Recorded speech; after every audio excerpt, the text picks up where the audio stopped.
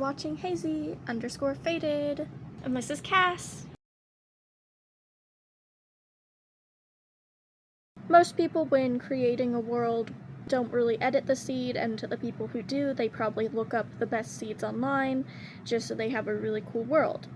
But when I create them, usually I just pick a random word like pumpkin or banana and create a world off that.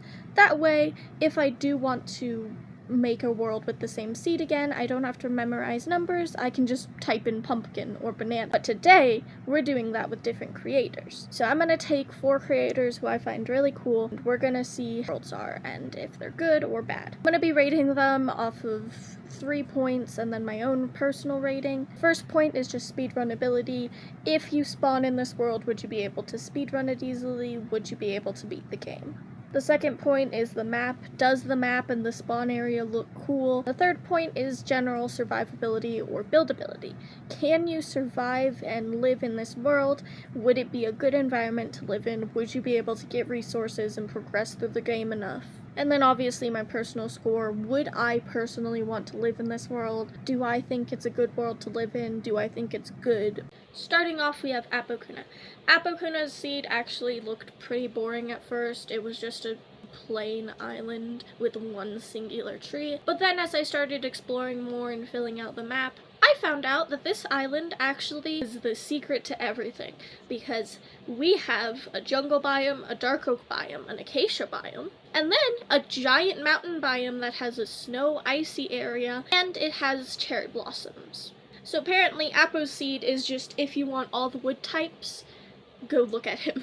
Although, if we're actually looking at the different ratings, speedrunnability is really low. I'd give it about a 2, 2.5, maybe a 3. Only issue here is just I could not find any good caves. There were a couple holes in the ground, but none of them went very far, and none of them had like any good resources in them. So it wasn't exactly the place you would want to be if you're trying to quickly get resources. The map looks really cool, honestly. Like I said, it has a cherry blossom biome that has snow next to it, and also it has this little enclosed island. I give the map about a 7.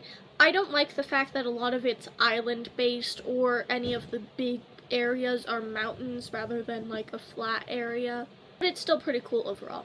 Going back to the islands thing, though, this little enclosed island is really cool. It's actually quite flat. It has a forest on half of it. Honestly, if I were to be building and trying to create something, this would probably be the place to do it. The spawn is actually pretty cool as well. It's a plains, but it has a sand area that leads into a forest biome. It has this huge hole, and just a couple cool areas that I think you can build off of.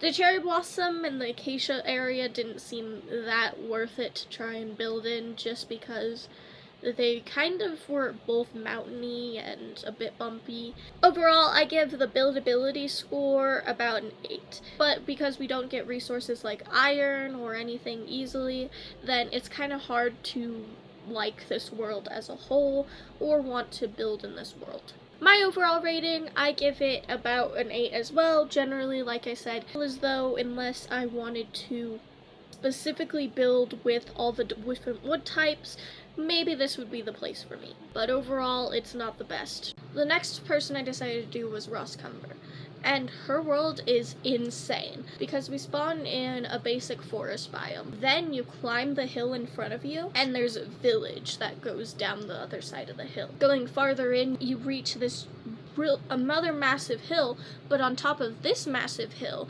there's a flower field with a bunch of alliums. Obviously, it screams Roscumber right there. In the allium field, you have a ruined nether portal, and you have a trader outpost. Going around to the other side of the map, we have a dark oak biome, which is actually really cool because it's extremely close to spawn, meaning if you went left, you'd get dark oak, and if you went forward, you get spruce wood. Then in the center of the biome, we have another village. There also is another ruined portal in a cave. So overall ratings, I have to give speedrunning a 7 out of 10. I feel like you could do really well on speedrunning this world. The only issue is in speedrunning, you don't actually know what the world is when you spawn in, so obviously people aren't going to know there's 2 villages, 2 ruined portals, and an outpost. Overall, the map I'm actually giving a 5. I know it sounds kind of low, but looking at the map, it's not that cool. A lot of the biomes are a desaturated grass color, so it's just a lot of dull, dark colors, and the dark oak forest is the brightest biome on this map.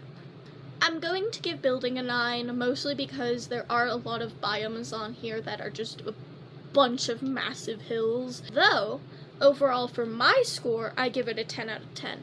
I feel like no matter what, I would play on this world 24/7. The third creator I decided to do was Owen's Juice. It was actually cool to spawn in a taiga again. Then I went forward and I found a ruined portal. Right beside the ruined portal is this giant ravine, and then beside both of those is a taiga village.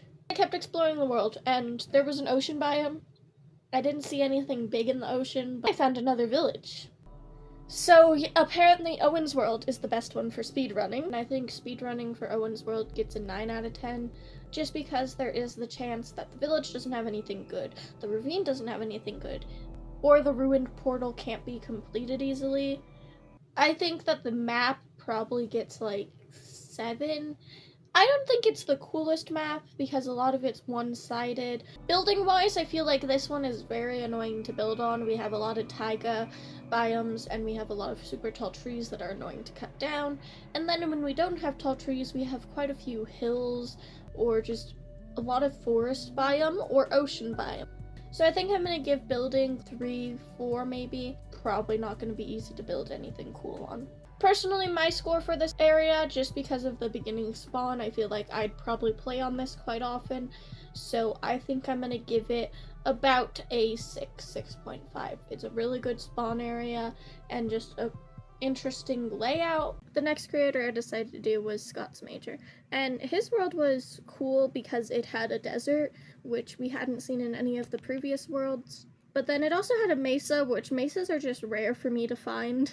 Going through the world, it wasn't too exciting. I mean, there's not much to see in a desert, but as I was exploring, there was these big chunks of water that were coral reefs, which I found really funny, seeing as this is Scott's world. I'm always in for a surprise with these worlds because there was a mangrove biome just sitting in the corner of the map. The mangrove itself was actually pretty interesting because it is just really spaced out, and it got cooler because there was a ruined portal in the mangrove. Speedrunning, probably a 1.5. You can't do much until you really get a tree, and the mesa you have to climb a bunch of mountains, and the trees aren't even in the area of the map, so you have to go super far to find them.